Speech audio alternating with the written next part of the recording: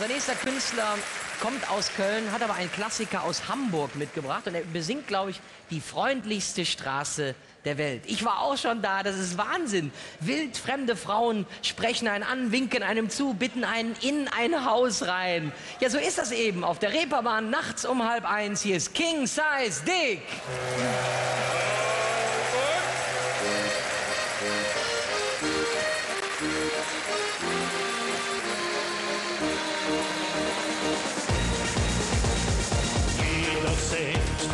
Alle Kölle ist nicht nie so wie es war. Und man denkt, doch jen verzelle, ach wie schön es früher war. Doch man brauchen uns nicht verstecken, vor München, Paris und Hamburg und Rom. Nirgendwo sind auf der Welt um die Ecke so ab wie hier am Dom.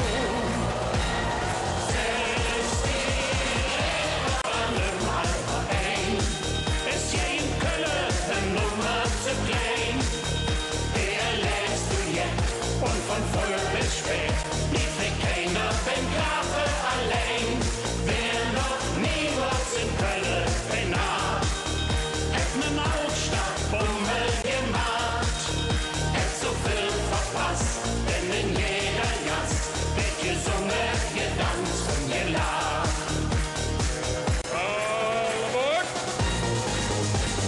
Auch schon war ich auf St. Pauli, schon auf der Reeperbahn.